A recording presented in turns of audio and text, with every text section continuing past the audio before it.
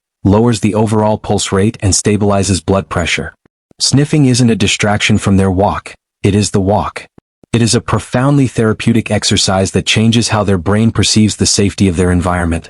This brings us to one of the most transformative guidelines in modern dog training, a rule of thumb that sounds completely counterintuitive to the average pet owner. We have all been told that a tired dog is a good dog, leading people to play endless hours of high-intensity fetch or take their dogs on exhausting miles-long runs. But what if a short, quiet walk could exhaust a hyperactive dog far more effectively than a grueling physical marathon? While you will often hear people casually throw around the phrase, 20 minutes of sniffing is better than an hour of exercise, modern behavioral therapy formulates this with much greater scientific precision. The accurate reality is this: 20 minutes of a structured scent walk provides equivalent mental exhaustion and stress reduction to 1 hour of high-arousal physical running. Nervous system impact equals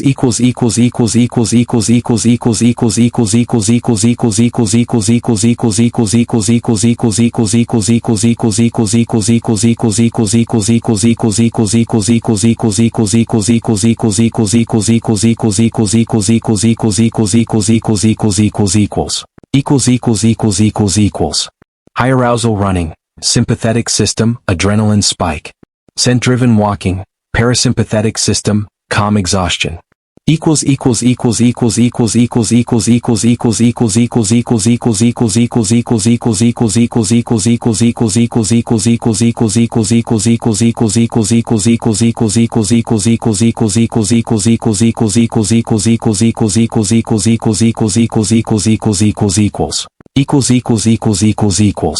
High-intensity running or constant ball chasing fires up the sympathetic nervous system, flooding the dog's body with adrenaline and keeping their arousal levels dangerously high.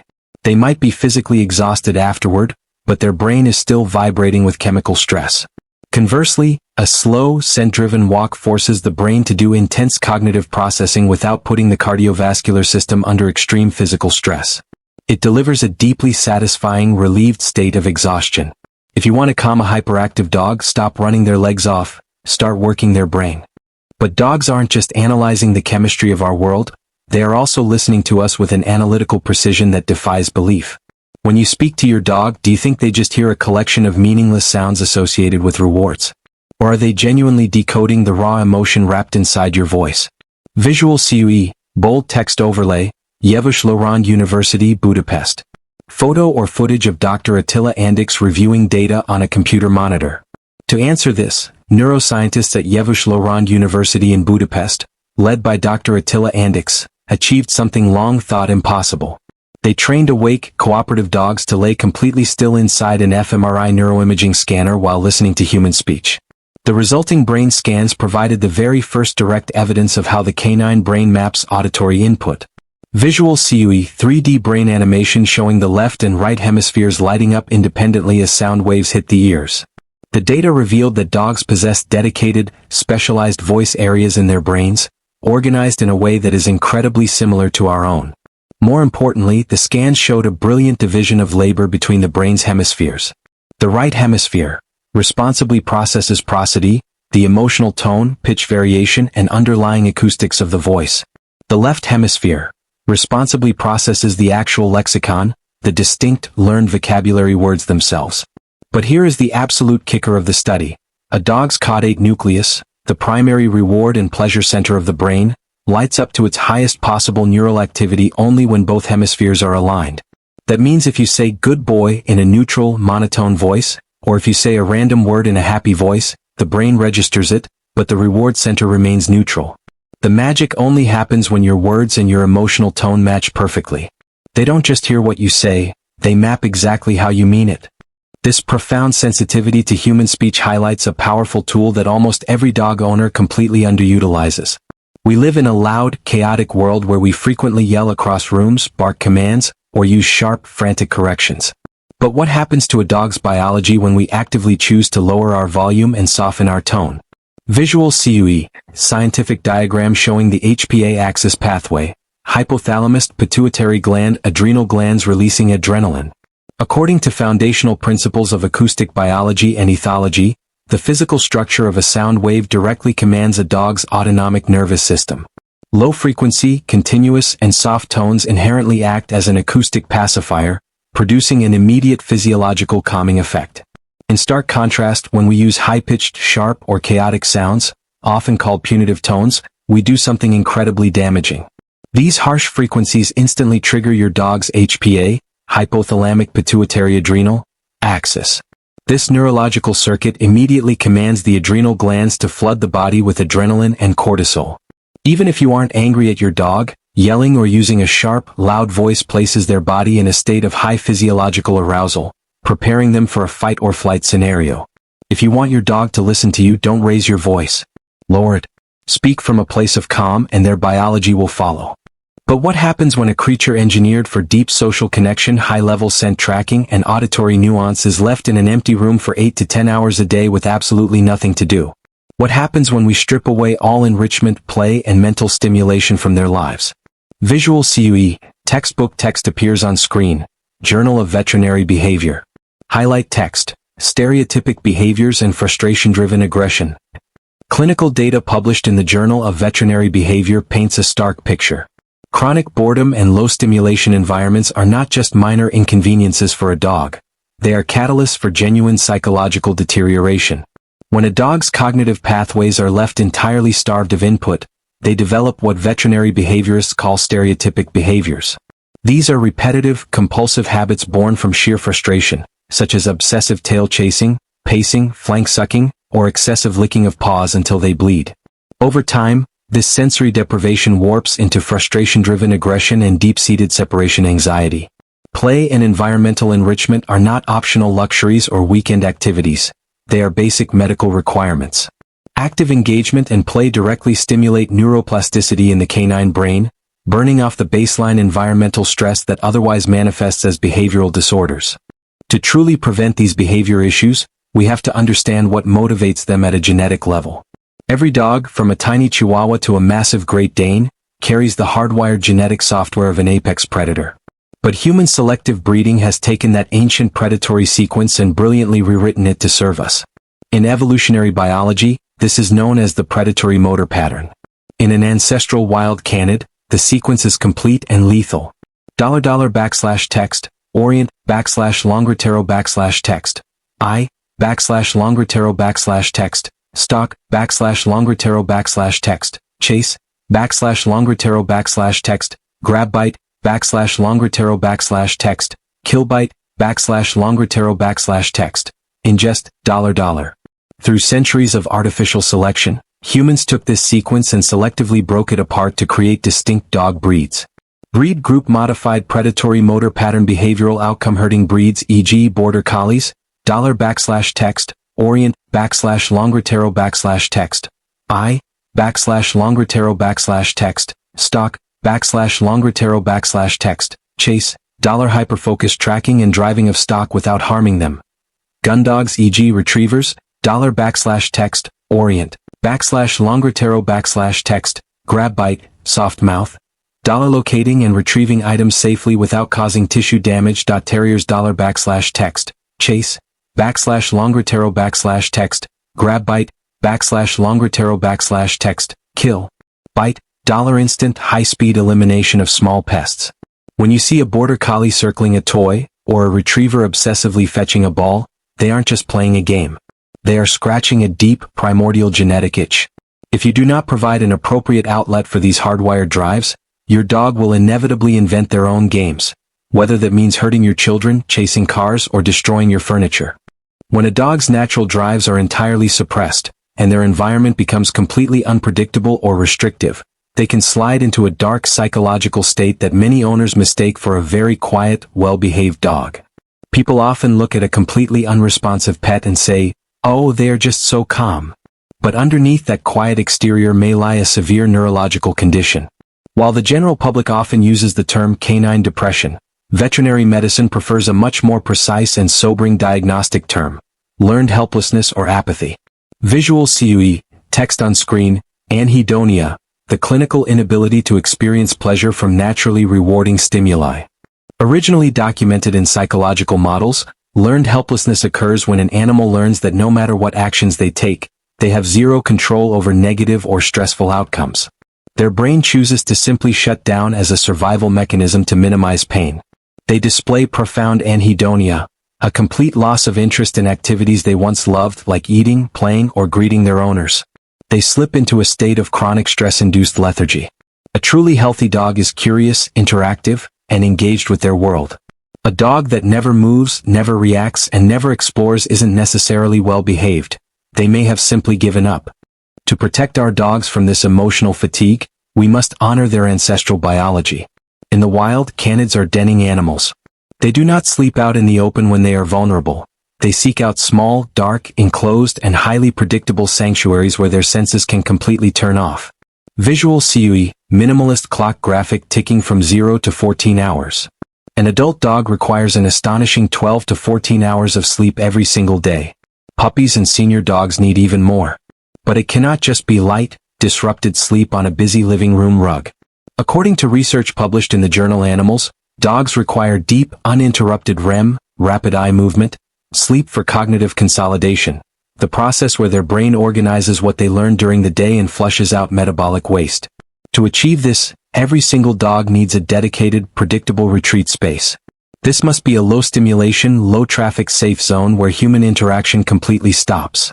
When a dog enters this space, they must have a 100% guarantee that they will not be touched, startled, or forced to interact.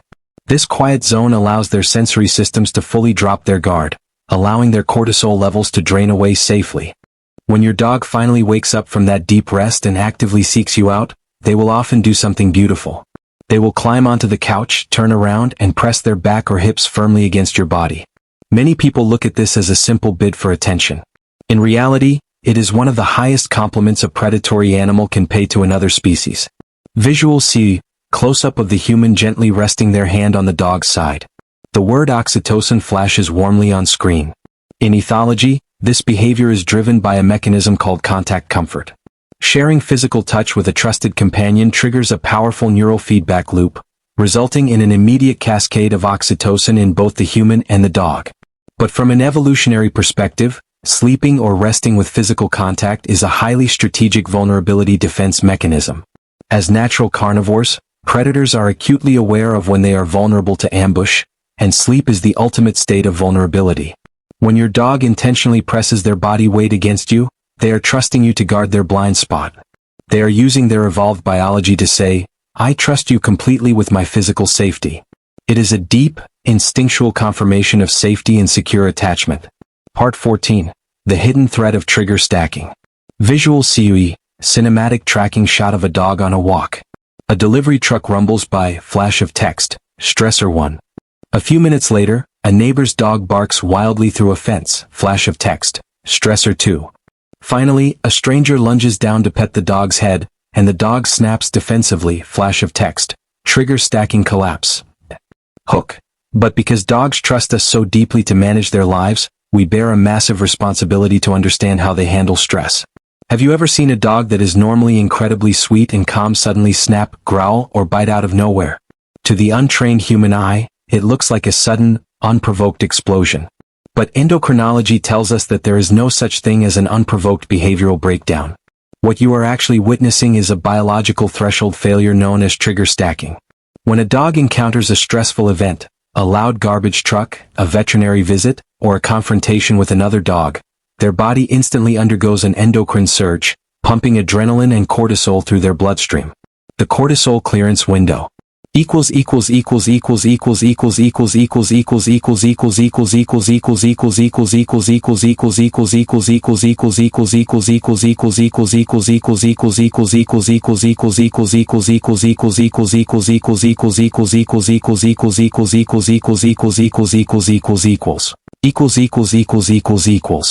Day 1 stressor occurs, spike. Day 2 no recovery, still high. Day 3 full flush, baseline.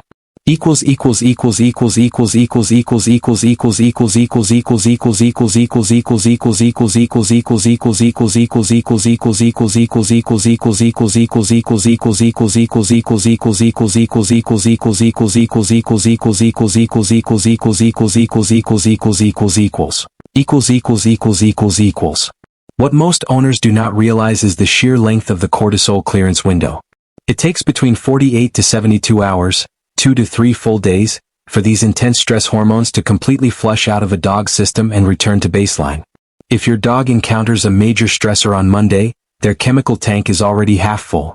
If they encounter another minor stressor on Tuesday and another on Wednesday, those hormones stack on top of one another. This buildup pushes their allostatic load to its absolute limit. When the final minor trigger occurs, something as simple as a family member dropping a pan or a child walking too close to their bed, the chemical tank completely overflows. The resulting explosion isn't a random behavioral problem. It is the inevitable physiological result of accumulated, unrecovered stress. Our dogs are not humans wrapped in fur. They do not operate on our timelines, they do not communicate with our logic, and they do not process reality through our senses. They are highly sophisticated, exquisitely sensitive evolutionary masterpieces that have volunteered to share their lives with us. When we strip away the emotional myths and truly honor the hard, peer-reviewed science of the canine mind, we stop fighting against their nature. We stop expecting them to understand our world without help, and we begin providing them with the exact biological and emotional architecture they need to thrive.